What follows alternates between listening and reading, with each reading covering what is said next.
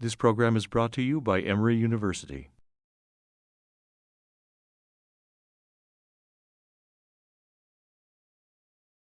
Good morning, everyone. We're going to go ahead and get started. Welcome to Cardiovascular Grand Rounds. This morning we have our own Dan Sorescu with us. As many of you know, Dan has been here a little while. He came as a fellow and has stayed on as faculty.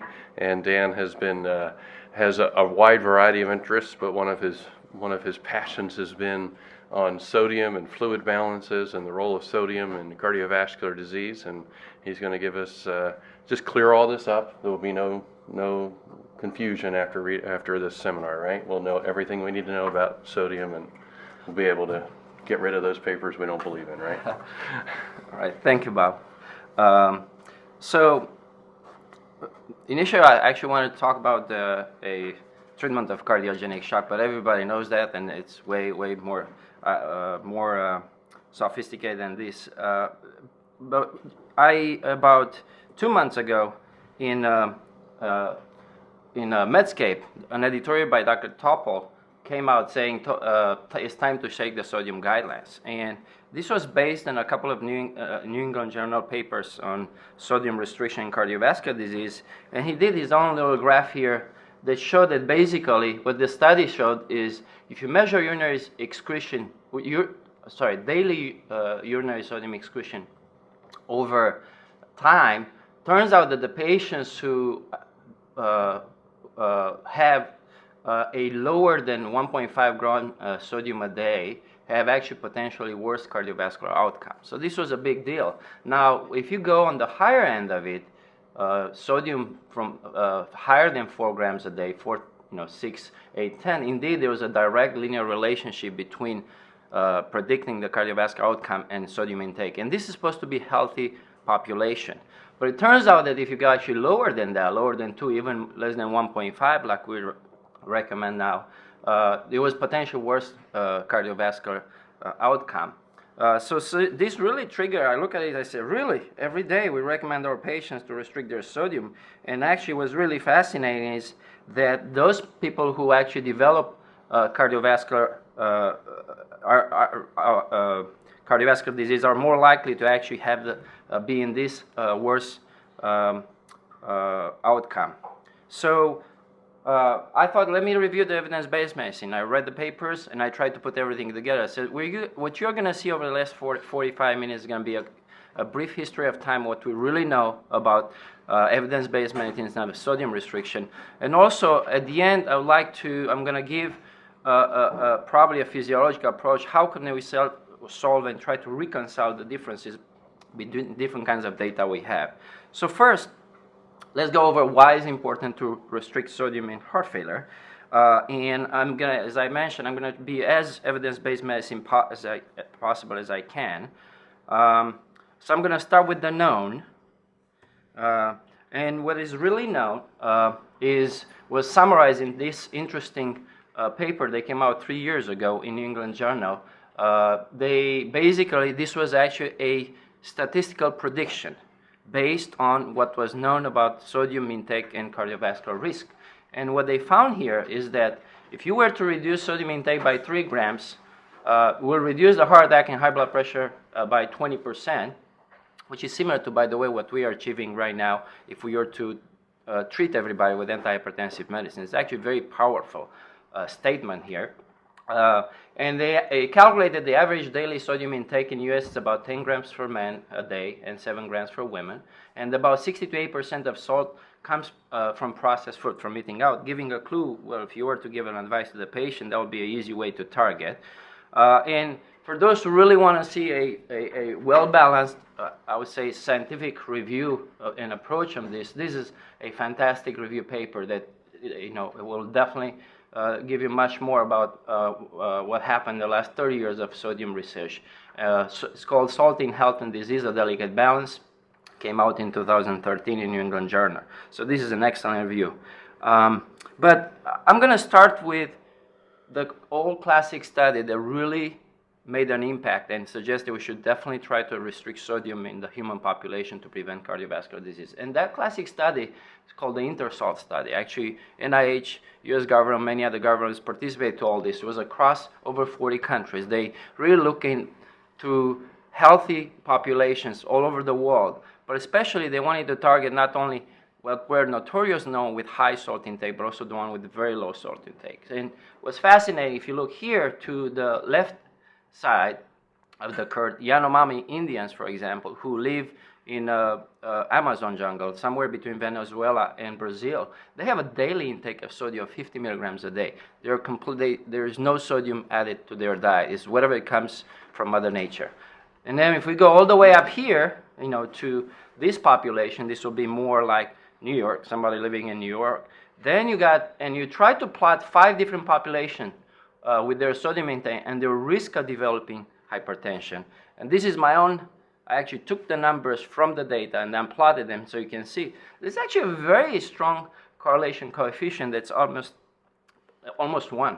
So anybody who does any kind of statistics know an R-square, a correlation coefficient that's 0.98 means that 98% of the whole, one could claim that 98% of the whole high blood pressure in this particular population is due to the sodium intake. Having said that, these are only 4 or 5 points. When you actually put all the 100 little different points in different countries, this wasn't that clear.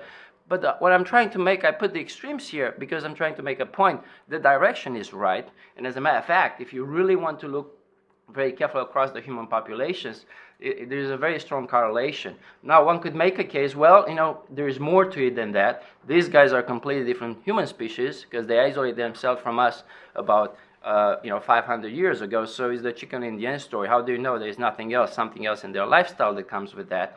But either way, this makes a very powerful point that if the higher your sodium intake, the higher risk of developing hypertension in your lifetime at the populational level in different societies. So this will be somebody in New York. And what was very fascinating, if you study only the Yanomamo Indians, and if they get to live up to age 60, they actually never develop high blood pressure. All right, so this is very fascinating. And there is more. Now, if you were to look into what we do in LA, if you eat at one of these upscale Hollywood restaurants, this particular plate has 8.5 grams of salt, 1 year, which is actually equivalent of 1 year salt intake for Yanomamo. So I like to, the reason I'm showing you this is very simple. Yanomamo Indians have lived for 10,000 years or 1,000,000 years with a sodium intake of 50 milligrams a day. All right, there is no such thing as too low sodium that kills people. Okay, that doesn't exist. Otherwise, we wouldn't have this extreme situation. That doesn't, at least in a normal, healthy population. That doesn't mean there are not some of us with genetic abnormalities that we lose sodium in the urine, and those people need salt supplements. And every once in a while, we have those, particularly our EP folks when they come with orthostatic hypotension. But when you talk about sodium causing disease and low sodium causing disease, this does not apply at the population level, period. And then indeed, if you plot this, actually the INTERSALT study, scientists, they plot this against higher various levels of sodium, and you can see that Japanese who eat all the way up to almost 30 grams of salt a day, in this particular population, actually, they have the higher risk of developing hypertension. As a matter of fact, there is a small county in Japan that is associated with the highest risk, is famous for the highest risk of hemorrhagic strokes that are associated with hypertension. So there's a very clear correlation at the extremes. I show one extreme, very low sodium, nobody dies because of this. As a matter of fact, they never develop high blood pressure. I show you also high, extreme. So now let's go in the middle. Of course, what was interesting is when you go to Western civilization, it's not just that the sodium seems to be associated with high blood pressure, but you also have the consumption of alcohol. Yes, salt comes with alcohol. You go out, you eat a restaurant, you become a going out society. And this could be a confounding variable. It's very difficult to sort out how much of the high blood pressure will be sodium, how much will be alcohol. But it's something to think about it, particularly when you do populational studies to predict disease. And again, the correlation was very powerful, up to 0.9. And another one that was actually probably more predictive was actually the sodium to potassium ratio. And we do know that the sodium to potassium ratio has changed in the last 10,000 years compared to now. It used to be 20-to-1 ratio for potassium. Now it's 20-to-1 ratio for sodium. So that does something, all right? And I'm going to show you why sodium, that is important, because kidney regulates on long-term blood pressure. That's its job by looking at the sodium. So once you start to mess up with sodium, you're going to start to mess up with what kidney does in terms of regulating that process. And I'll show you some old classic physiological study by Dr. Guyton. Having said that, really, to test the hypothesis that sodium causes hypertension, then you can do the reverse. If you reduce sodium intake, then you should reduce the high blood pressure. And those studies are there. We know this. There is a cause-effect relationship. If you reduce sodium intake, starting with the DASH study, and many others have been done. This is a meta-analysis that was presented in the same review paper that I mentioned. For every millimeter mercury reduced blood pressure, for every gram of sodium you reduce on a daily basis, you're going to have a certain improvement in the high blood pressure, but also a certain improvement in cardiovascular outcome on long term. And this is a very well established fact. And that's why we have in our guidelines that sodium restriction does help patients with the cardiovascular disease, particularly with high blood pressure. Okay, so this makes the point that there is a cause-effect relationship, at least between maintenance of the high blood pressure and sodium restriction. And you can always, what we really care here as a population level, if I were to work for CDC or for some government, then you really want to say, okay, if I'm going to recommend everybody to restrict sodium, does it really make an impact at the population level?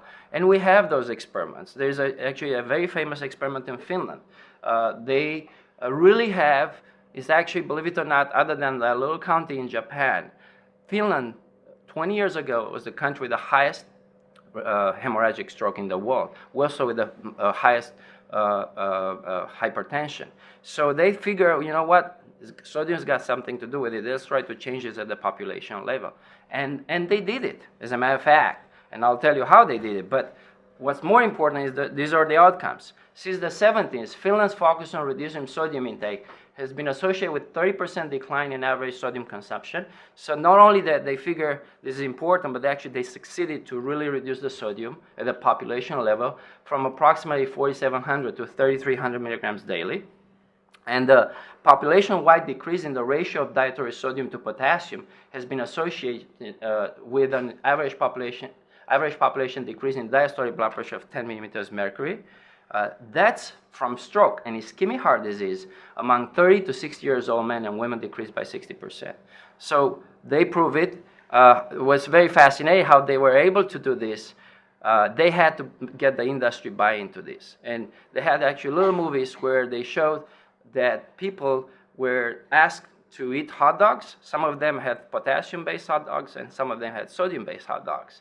And people would not know which one is which. They were just asked to say, which one is better, which one tastes better, all right? So turns out that more often than not, they pick the potassium-based one as opposed to the sodium. So once the industry saw this, they actually say, you know what, we're going to have two choices.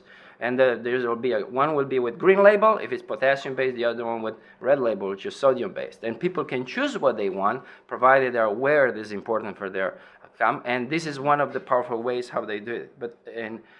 So this is, I talk about the known. I reviewed the INTERSOL study. I reviewed the data that it really shows that sodium reduction in an established hypertension actually improves outcome. I showed that this can actually occur at the population level. I'm going to now talk about the unknown. And the unknown, it's a relative recent adventure. Up to about 3-4 years ago, there was never a question that sodium restriction is important to improve the cardiovascular outcome. However, about 3 years ago, there was an interesting meta-analysis that came in JAMA, where basically part of the patients who were enrolled in the ONTARGET trial and TRANSCEND trials, if you remember, these are angiotensin receptor antagonist trials to see if it helps with high blood pressure and cardiovascular outcomes. So in other words, these were not healthy population. These were patients who already have some high blood pressure, and you wanted to see whether treatment with ARB, more like a HOPE trial, would prevent cardiovascular outcomes. So this is a different kind of study that I'm talking about. These are not healthy. These are clinical or subclinical patients. And to their surprise, they measured their 24 hours urinary sodium excretion, which they equal with sodium intake. And they noticed that, contrary to what we thought, there should be a perfect linear relationship between your sodium intake and cardiovascular outcome. As a matter of fact, the higher the sodium, the better, once the sodium was higher than salt intake was more than 6 grams a day. But once they got below 4 or 2, you start to have this, what they call J point and J curve. And then it turns out, to their surprise, if the sodium was less than 2 grams, there was a clear statistical significance, twofold worse odds ratio that the patient will have worse mortality. So this really put a big bend. It had captured a lot of attention, both in the medical media and in the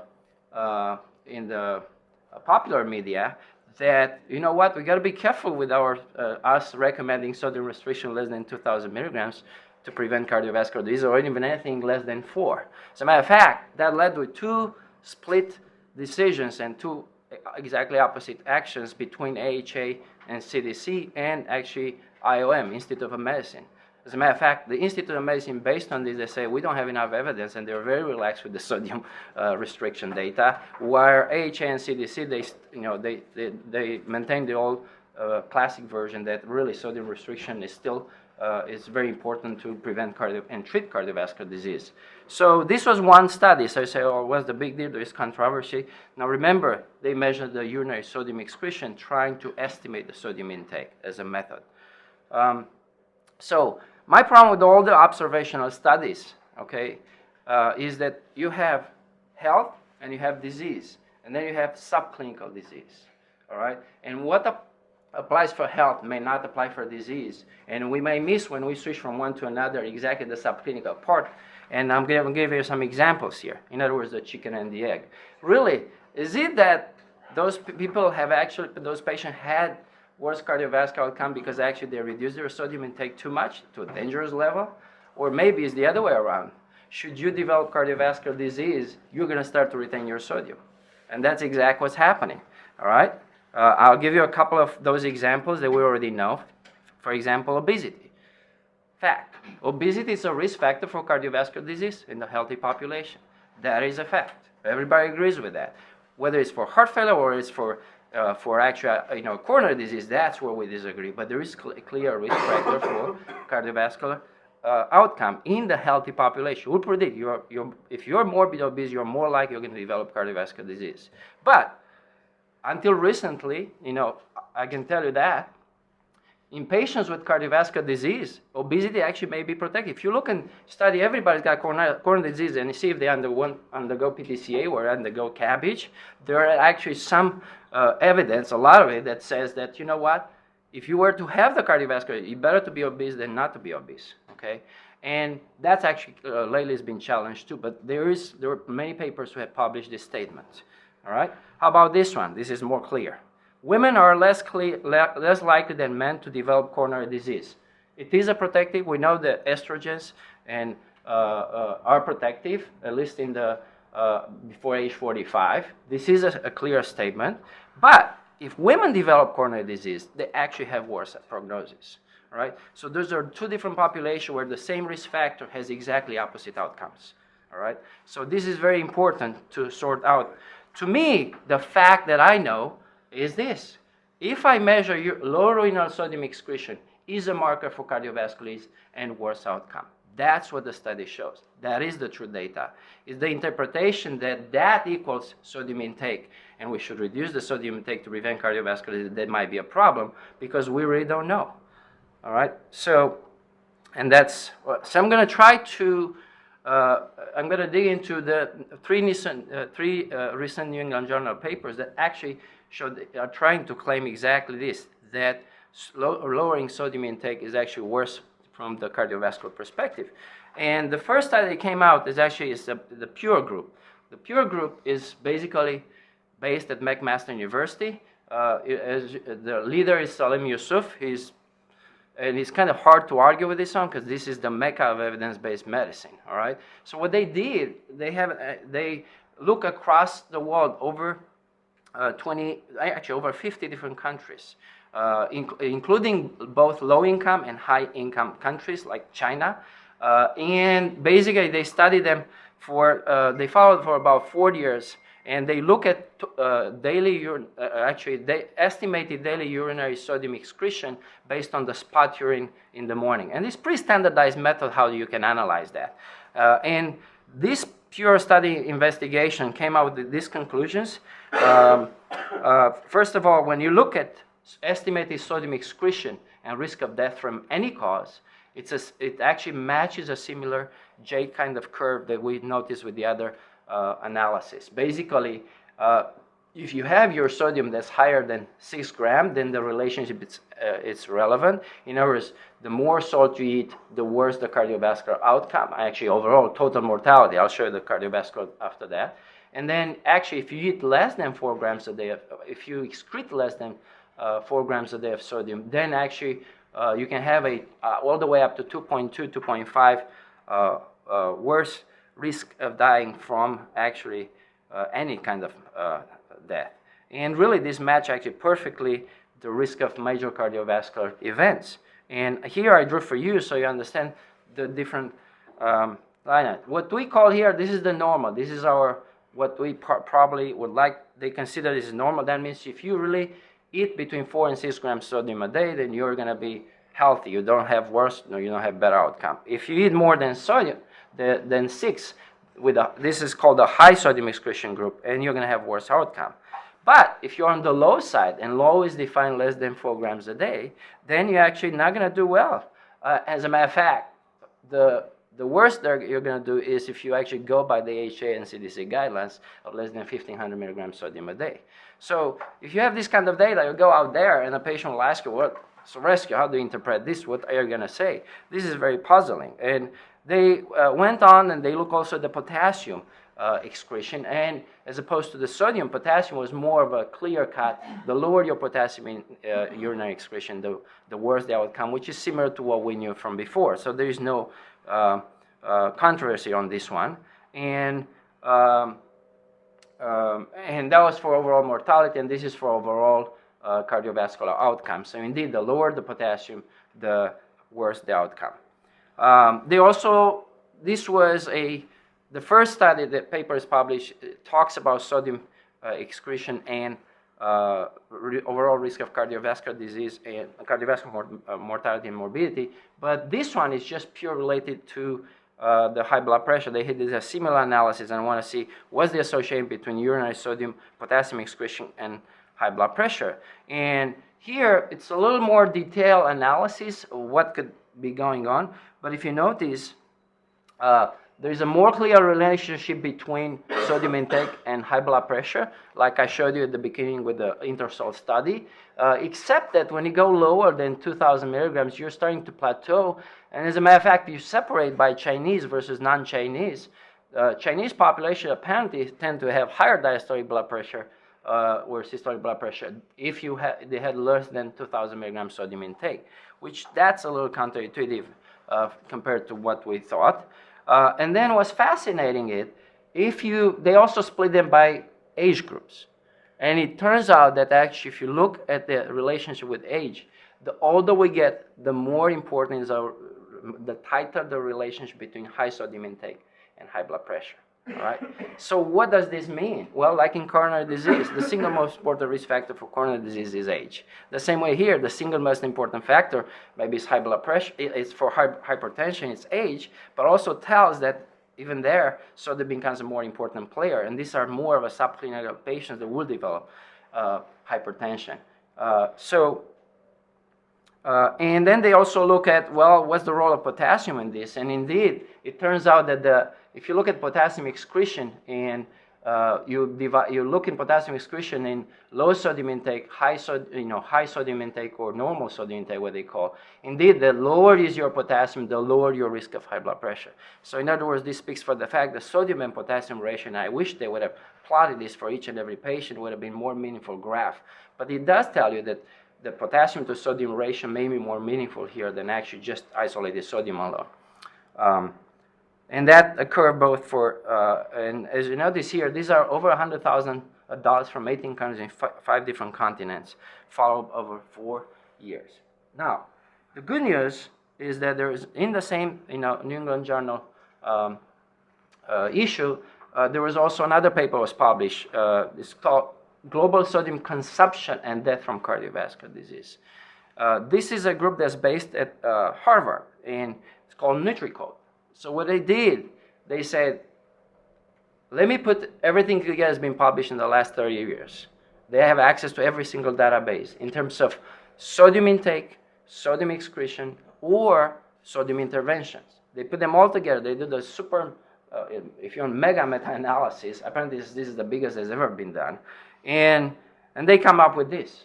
When they put everything together, over 5.8 million participants in this throughout 20 years, you actually notice that the higher your sodium intake, the clear worse is your outcome along. And this is changes in systolic blood pressure. They have similar with the diastolic and with mortality. I couldn't put all the graphs here, but the whole point of this graph is this is not true. At every single level, the higher your sodium intake, even below 2 grams, you have a worse outcome, at least a higher risk of developing high blood pressure and worse mortality. As a matter of fact, they, at the very end, they created this world map where, of course, if you're blue, you have very low risk from sodium intake. If you are in the red or hot, you have high risk of dying from sodium intake. And this is what they estimate, that 1 out of 10 deaths were actually due to sodium intake, more than 2 grams a day, all right?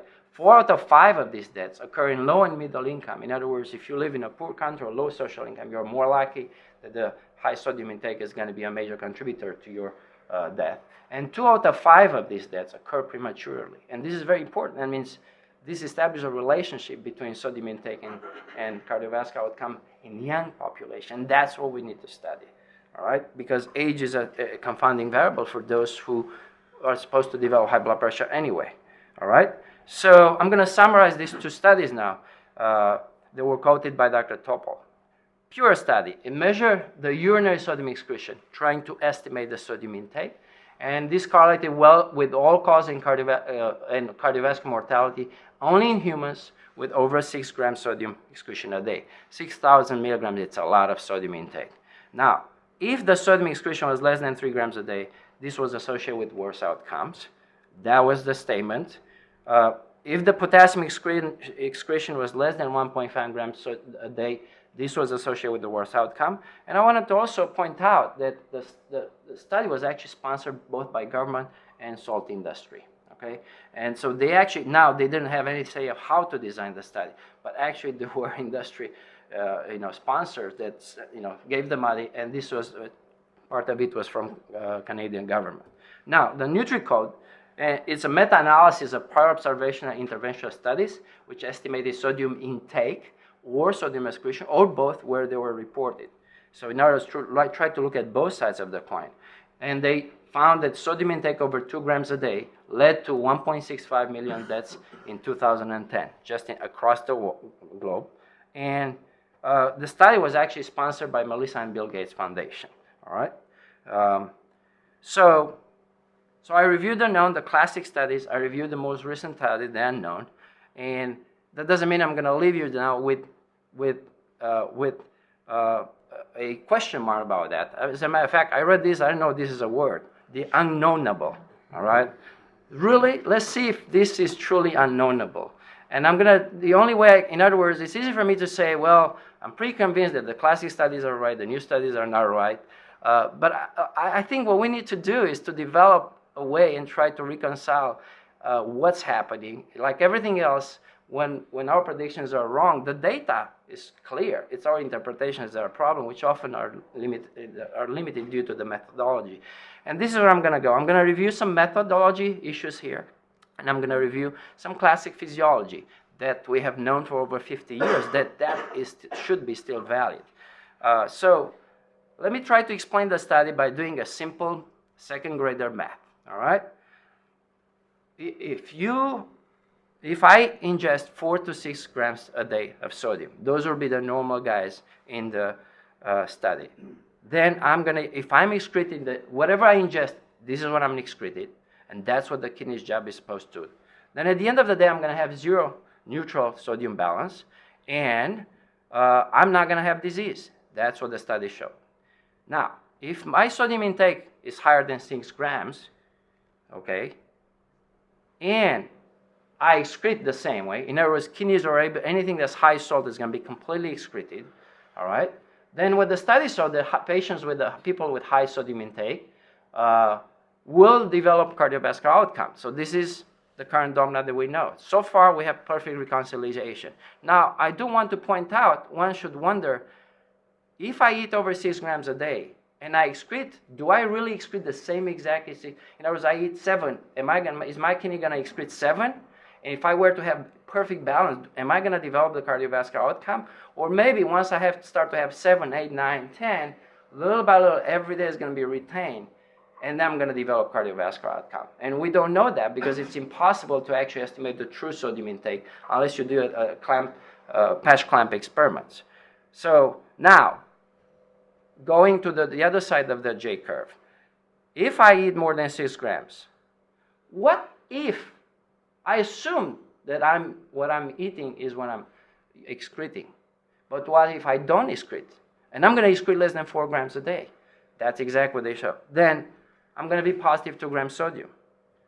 And I'm going to show you we have some data actually that shows that actually for 2 grams sodium you may be able to retain 2 pounds of water. So I'm going to little by little subclinical study to retain sodium. In other words, it's the total body sodium balance that really matters here. It doesn't matter how much you eat and how much you excrete. The key is you got to keep the sodium balance. That's what kidney does for a living. All right? Then what am I going to do?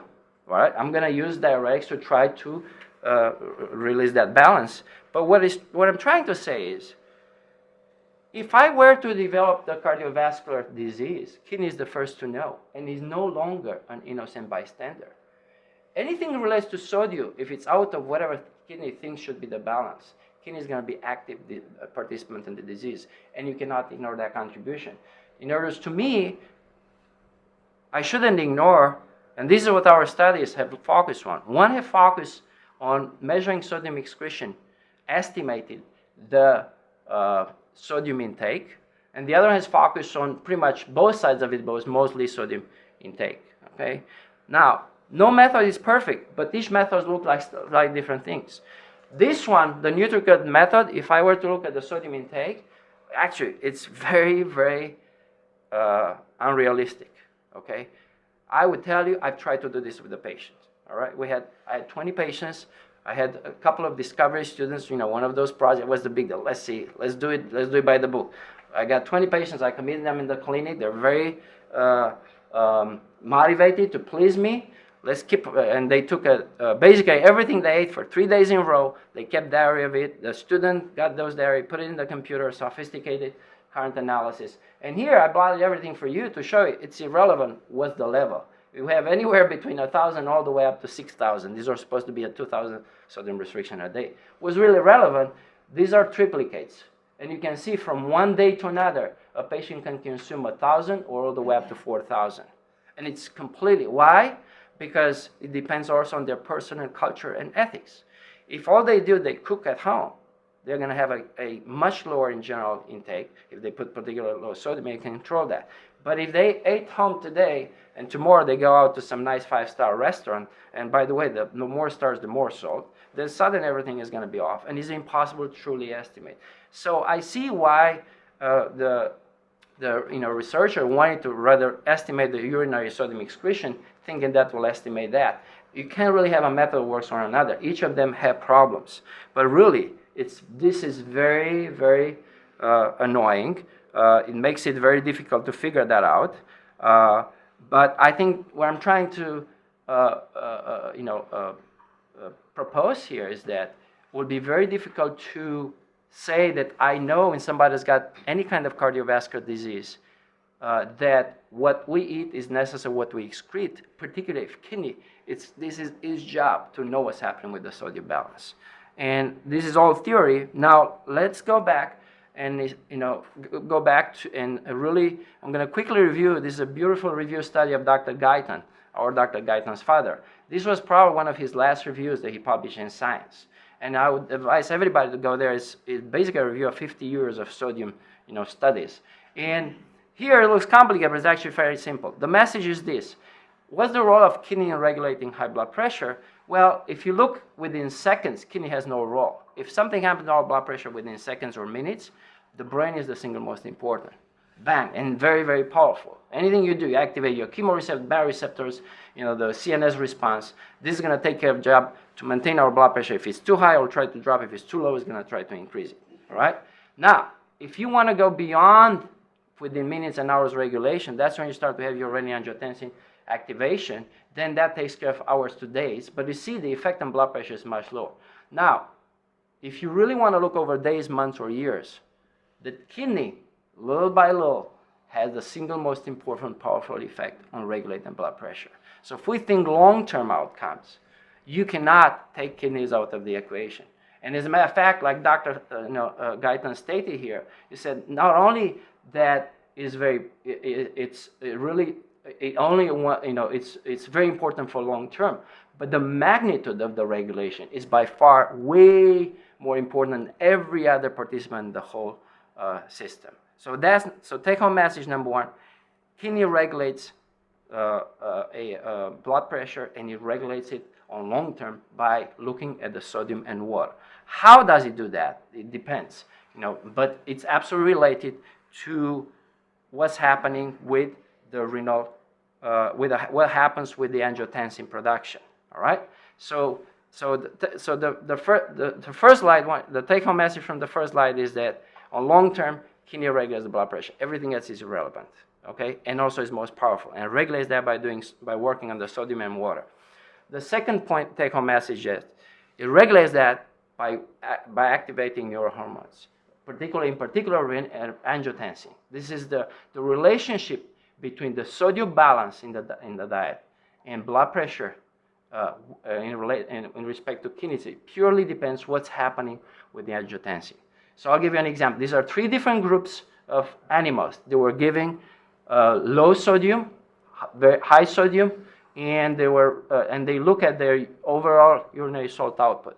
So look here. I can go up as much as I want on the salt intake, and the kidney will maintain perfect balance. That means it's what they eat, it's what they excrete, as long as their blood pressure is in whatever is in the normal range for each individual. 100 millimeters mercury plus minus. This was the mean arterial pressure. Okay?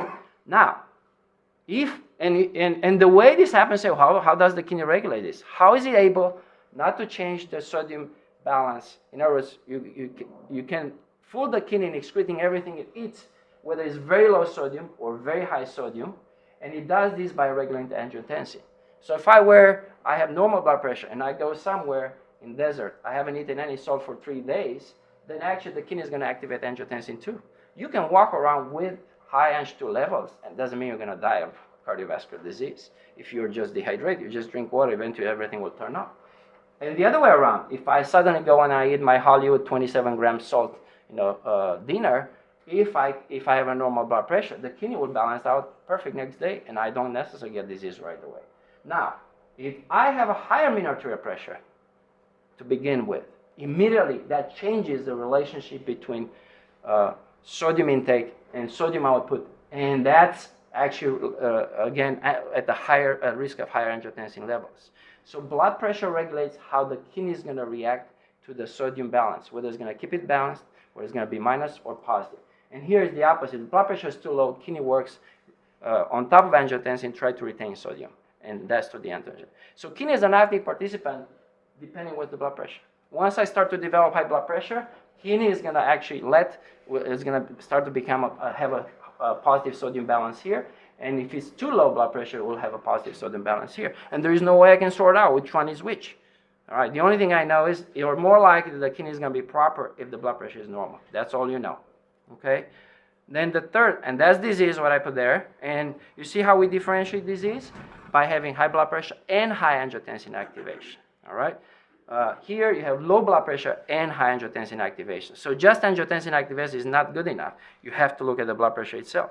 And now, this again looks complicated, but it's actually very simple. Dr. Guyton reviews 5 renal conditions where he shows that in all these different 5 renal conditions, kidney will alter the sodium balance. It's not an innocent bystander, it's an active participant.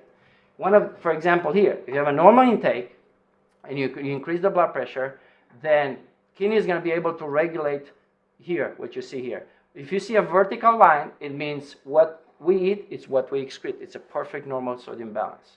Now, if you have a renal condition, that this is a renal medullary condition, for example, we have a interstitial nephritis from our purinal, then you knock down your distal tubular ability to reabsorb sodium, you're actually going to start to leak sodium, and the kidney is going to have to make a positive, it's going to actually lose more sodium than we're going to have intake. So this particular set of patients are going to have actually leak sodium. They're going to be hypotensive. You're going to have to give them back salt in order to be able, for the kidney to be able to regulate their blood pressure. Now, if you go on this side, is what we deal with every day. This here, which you see, every version of cardiovascular disease and kidney interaction.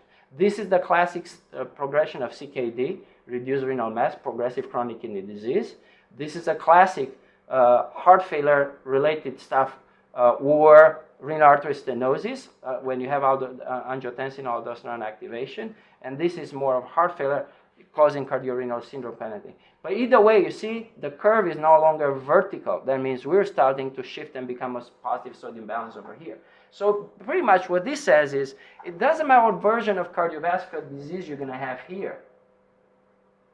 The kidney will be an active participant and will retain sodium. All right? So it's the other way around. So, and what I'm trying to make a statement is not only that salt will cause the kidney to retain, but it's the other way around. There's a relationship between kidney active participant regulating the sodium intake and sodium excretion. So at the end of the day, really, it is possible the ones who develop cardiovascular disease, they're having lower sodium excretion. Actually, their kidneys already know that, and it's using sodium retention to regulate some kind of blood pressure mechanism. And this is very important. All right, active participant in the disease. All right. And maybe the best way to do this is to use a gold standard. So what's the gold standard? Well, prove it to me that in people who are really sodium dependent, all right, to pick up a cardiovascular disease, you actually retain sodium. And this study is a small study that I think was done how every other study this should be done. It's not realistic, but it is. There are only 10 patients. It was published in JCA over 30 years ago. What they did is they really wanted to know what's the effect of sodium restriction of 2,300 milligrams versus very low sodium, 230 milligrams a day. Okay, so everybody agrees this is extreme sodium restriction. So they actually compared this in a population that we know is prone to have problems with sodium, and that's chronic heart failure patients with an ejection fraction less than 35%, who are otherwise asymptomatic euvolemic outpatient. So let's see what happened here. And basically, I can tell you this: people who are on low sodium restriction had absolutely no sodium retention at the end of the study. Basically what they did, they clamped their sodium intake. The patients came and they ate the bags they were given from the clinic. They ate nothing else those 5 days. So you knew exactly what you gave them. And they were not allowed to basically eat anything else. In the same time, they measured the 24 hours urinary excretion every day for 5 days. And after that, they measured neurohormones and also did invasive hemodynamics to see really, if there are sodium retainer, does it really make any difference on hemodynamics, or is it just a hoax? So what you see here, I'm not showing you the low sodium diet, the 230 milligrams, because it had absolutely, everything was flat line. Their intake and output were normal, everything was normal. What was abnormal, the patients were on 2,300 milligrams sodium a day, which is close to 2,000, or if you're on 1,500, it's not close to 4,000. That's the normal on those studies. There were two kinds of patients. There were patients who were able to maintain neutral sodium balance after 5 days, and there were patients who were positive sodium balance. All right. So you see here, and I split them in two different groups, so you can see the blue group are the one who are neutral, and the red group are the one who retain sodium. They measured their water intake. You see, they were similar. They drank 64 ounces a day, fluid a day. Both of them drank the same. But then when they were measured their urinary output, to their surprise, even clinically, they look identical population. Normal creatinine, everything was normal. Some of those with 2,300 milligrams had exactly the same. Their urine output matched what they drank. That means they were neutral, also fluid balance at the end of the day after 5 days. But some of them didn't. Even if they drank 2 liters, they only pee a liter. All right. So why is that? What happened to those? Why they look clinically the same with normal kidney function, these guys retain fluid, these guys don't retain fluid.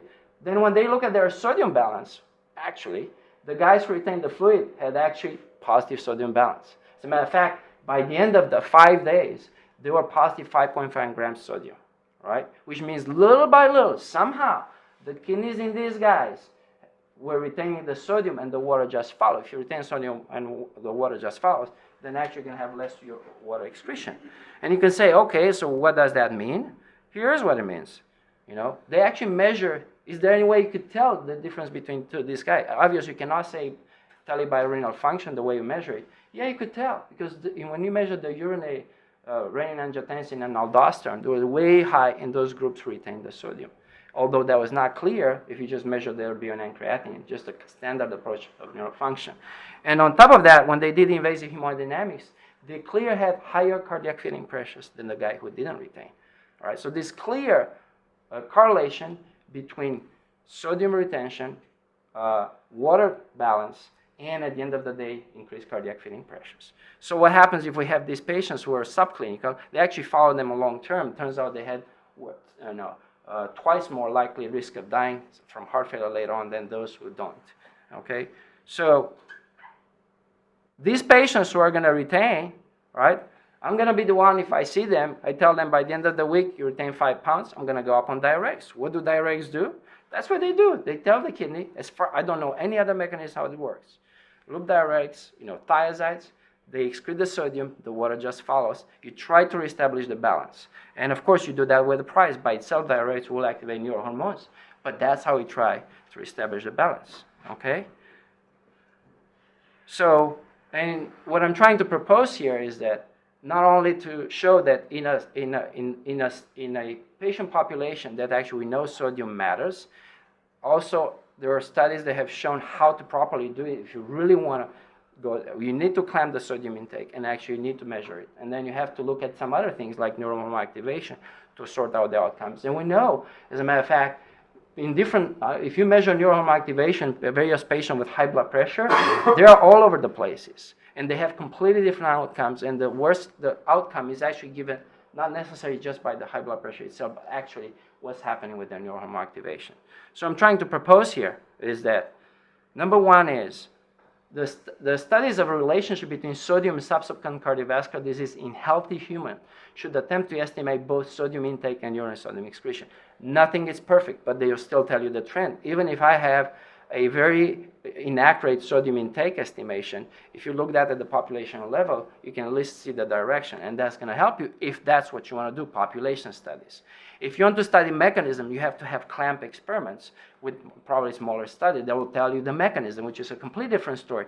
Right now, we found something that goes against theory, and then instead of looking at what's the mechanism, why am I wrong with my interpretation, we're trying to extrapolate. That's enough. We don't need to scratch any further surface. Don't restrict your sodium in patients, in humans. All right? I don't think that's correct. And in patients who develop cardiovascular disease, especially high blood pressure, kidney becomes a participant in the disease. We know kidney is the single most important organ and the earliest in any kind of cardiovascular disease. Why? Well, the single worst predictive outcome in the long term, all right, in heart failure, high blood pressure, kidney disease, anything, you name it, it's actually the presence of microalbuminemia. Clinical microalbuminemia is the highest predictor. It's way more than the BNP, more than the LA size, anything else. So obvious kidney is going to be part of it should you develop. I think what we are failing here is not the healthy and it's not the disease. I think it's between the subclinical part that we're unable to identify standard methods. They are okay for an epidemiology study because it will cost too much. You can't really start and measure everything and everybody if you have over 100,000 patients. It will cost too much. So I think it's subclinical disease that you define, and then we start to confuse the chicken and the egg story here. And then what I'm proposing to as an experiment, if they really want to sort the mechanism, explain the data that is very different from before, is that you really probably need to check for neurohormone activation. At least that's the best we know. Now, maybe one day we'll come with a simpler marker than that. But we've already, from smaller studies in the last 30 years, from every physiological data, how kidney regulates this, I think one should do a urine spot and should do also maybe plasma, just the urinary aldosterone or something like that that will help us to interpret, is this a low sodium without neurohormone activation, which then I would say this guy is very much more likely is going to be a healthy guy as opposed to the other guy. Because I have a feeling those who had low sodium, if they had high neurohormone activation in their urine, probably they're already subclinical with subclinical disease, and those are more likely they're going to develop the disease. And you just identify, patients who will develop the disease no matter what, and kidney is acting. And then another, what I would like to also look is probably we shouldn't look at the sodium intake or sodium excretion, but maybe the ratio if you truly want to predict high blood pressure outcomes. And that's exactly what we found out. There's really more important than one or another is probably the ratio between sodium potassium excretion, maybe more important predicting than urinary sodium alone. All right? And I'm pretty much done with my review, but there are several studies I just want to point out. They're floating out there. Is now considered as getting accepted by people who are experts in the field. I would call them pseudo-experts, to be honest, and I'll show you why they are pseudo-experts. These are studies that were published in patients with heart failure. They're actually mostly in Italian groups, where they claim that they clamp the patient with low sodium or higher sodium, and then they follow outcomes, and they have found actually negative outcomes in those patients. Basically, and there are more of these studies. They published the 6-month data, 12 months follow-up, and basically these are patients who they claim they were blinded. They were enrolled, they were placed under a 2,700 2,700 milligrams sodium a day versus 1,840 a day. All right, they were followed either 6 months or 9 months or 12 months, and they were placed on 1 liter fluid restriction. Okay, so you say, well, so this will be like. I really don't say this will be under 2,000 milligrams. This will be a little over 2,000 milligrams. I don't know how they came up with those numbers, but anyway. And their data was this, when they followed them for 6 months or a year. They found that actually, if you look at, let's go to the bottom, which is very important. If you look at actually readmissions, if you had a higher sodium, you were more likely to be protected, not to come to the hospital. And also you had less mortality. And also, that correlated with the risk of renal failure, that's for sure. And of course, the one who were on sodium restriction had higher neurohormone activation. So contrary to what we thought, if you put them on sodium restriction, you actually had worse outcome, including development of renal failure. And that's what look, if you just read you skip the methods. But let me show you this. Look how much furosemide they were on for a whole year. 250 to 500 twice a day. PO, outpatient. 1,000 milligrams of furosemide a day as outpatient for a year. Of course, I mean, the only thing furosemide does is excrete the sodium. If you walk around like a zombie or dehydrated, if you had more salt, that's the antidote for your furosemide. I'm sorry, you cannot do this study and say that you're randomized and your sodium intake is the variable here. What it is, the poor patient was on higher sodium. We're trying to protect them from the poisonous effect of huge mega doses of diuretics. This will never pass any IRB protocol in this country. I don't understand how you can claim. We know that short term in the hospital can give a certain amount. Maybe I never give them 1,000 to be honest, and I'm pretty relaxed with the diuretics. But this, you can't continue like this after 3 days of mega doses of diuretic to send the patient the whole year and then expect it's going to survive, and not because. And guess what? The surprise is most likely they die from kidney failure, of course. All right, so you need to read the methods. You can't say this is evidence-based medicine. This should have never been published. This is ridiculous. All right. Anyway, I hope I rest my case here. The list as cardiologists are sure. So I'm gonna, close this with the facts. Forget about the interpretation. The fact. The fact is, high sodium intake is associated with higher risk of hypertension and cardiovascular disease in healthy population. Period. This has been proven. All right. Intersol study, DASH study.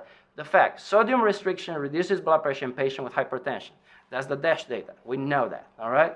Fact, low renal sodium excretion, all right, is a marker for cardiovascular disease and worse outcome. That is the fact. According to their method, they measured the urinary sodium. That's what they found. That's good. That does not equal, low sodium intake, equals worse cardiovascular disease. And whether the low sodium intake really causes higher mortality in healthy or sick disease population is just unknown, but we have plenty of evidence for the contrary. All right, thank you. I'll be happy to take any questions.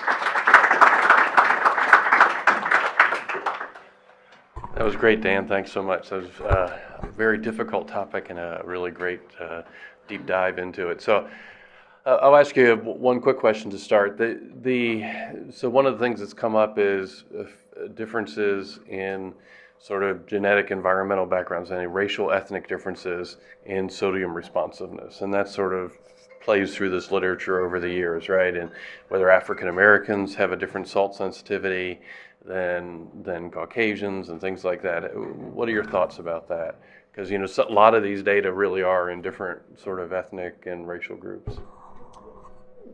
That is correct, and I think so. The fact is that their African Americans are part of, particularly the one who develop high blood pressure.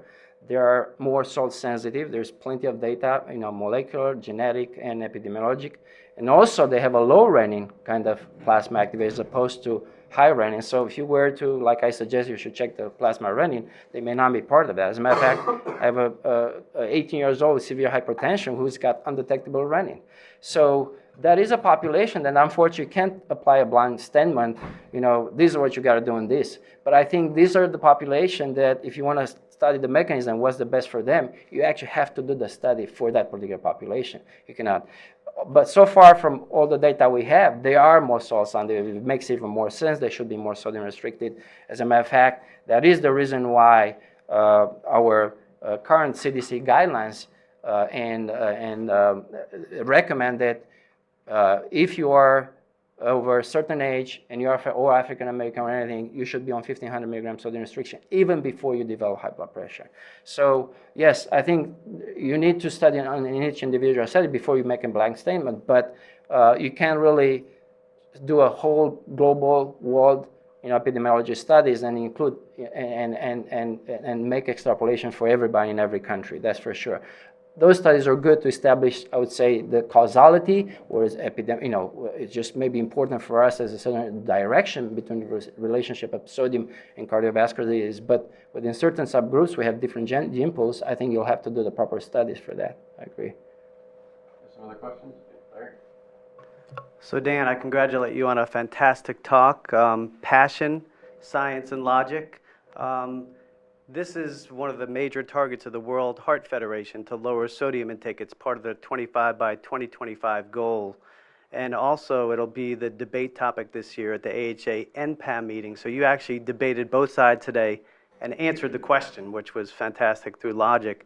What I'm going to mention is we don't even have to worry about trying to limit sodium intake as a population under 1,500 milligrams because it's not realistic to do so. 80 to 90% of our salt intake comes from restaurant eating and processed foods, and the major foods that have salt are breads and rolls, cured meats, actually chicken and pizza. And so you mentioned what's the North Korea project, what happened in Finland over 30 years, and really the only way as a population for us to make inroads is to do like a North Korea. We need to, you know, get public health and government and industry and industry. We need to get industry and industry. But in our healthcare system, but these efforts are starting to be made in this country for the first time, and I hope we will continue to do so. But it was a fantastic talk. All right.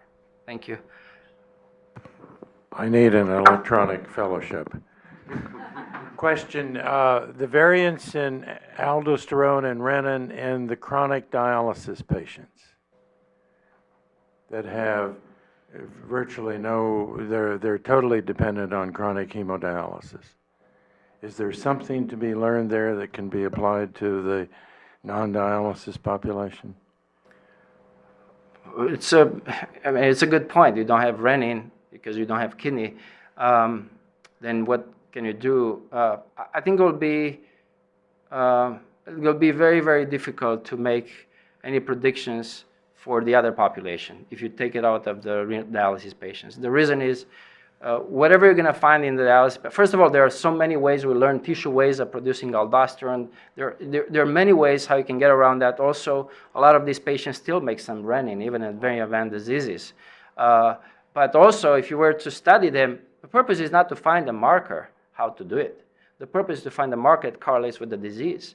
And these patients on dialysis have so many other reasons for what's going on with their blood pressure and everything else. It will be very hard to extrapolate the findings from there. And I think it will be very, very complicated. But you raise a good point. If I say, well, it should be renin in the urine or aldosterone to check it out, you could try to test that in the dialysis patient. But I wasn't trying to make a case so we should do it my way or that way. I think we should need to go back and really think it through what the kidney is thinking and how it's reacting. We have so much actually newer methods now, cysteine, if you will. There are so many ways that can be much more, sensitive. And I think we should apply. You need a basic scientist and a translational scientist to get in the middle to help out and sort all these differences. That's my opinion. And you should do it with state-of-the-art technology, but still having the foundation of all classic physiology we know about it. I think that's very important. So the online question is there a proposed mechanism of how low sodium intake might cause disease? I guess I haven't read anything about that. I guess there's fear about it. I can see there's probably under 1%. It's hard. Right now I'll be anecdotal, and probably I'm going to hit on anecdotes that everybody has. But bottom line is, we have every once in a while, 20 or 30 years old, or even 70 years old, little old ladies who I restrict their sodium. I can't use any form of diuretic on them because they'll pass out, even a simple spironolactone. So clear, there are certain patients who their kidneys are leaking in sodium, and you have to actually give it back, and that's independent of the heart failure. But that's a very, very small population, and actually we can sort that out. We calculate the FINA, you can do actually a total eyes and nose, and you can figure that out easily. And those are actually, sometimes I end up giving them actually opposite. I give them Florinef, a mineralocorticosteroid analog. But other than that, I don't know. And few genetic illnesses like Gilman syndrome, and other than that, I really don't know what would be the downside. All I know is that there are plenty of human population survive for 6 million years with a very low sodium intake. I don't think that's killing anybody, at least not in that population. So That's a great question. yeah, it is a good question. Quick question, Dan. Thanks so much. The question is about variability of intake. Everyone has looked at sodium excretion and sodium intake. Is it possible that greater variability in your sodium intake could explain greater neurohormonal activation and be a problem? Has anyone looked at that delta? And that's the first part of the question. The second part of the question, is there any evidence to suggest that other modes of sodium loss, i.e. sweating, is protective? The second is easy, I don't know. The first one, I think, is a great point because you have to also think about our reaction to that. So if today patient ate low sodium tomorrow, and then suddenly the next 3 days goes in vacation and he eats high sodium, is going to retain sodium in water, and then I'm going to add the diuretic, this is going to trigger more neurohormone activation. So it's possible this delta is very important. It's also possible that the way kidney reacts, it reacts to changes. So if you challenge the kidney, there will be a kidney reaction. You get it involved, what's happening. At one point, that mechanism can become permanent. I think it's a very good point. Maybe this explains why low sodium is bad for you, because you can't maintain it, and you have a splurge, and that activates neurohormones. But well, it could be, but those Yanomamo Indians actually have low sodium, and they actually have plenty of neurohormone activation. They live just fine up to 60 without cardiovascular disease. So I don't think the neurohormone activation by itself is not a problem. Also in the context of disease, neurohormone activation does not predict disease by itself. It's only in the context of comorbid illnesses that makes the difference. That's what we know, and that's what we study. So. Well, Dan, once again, thanks so much for a really great seminar. Really great. The preceding program is copyrighted by Emory University.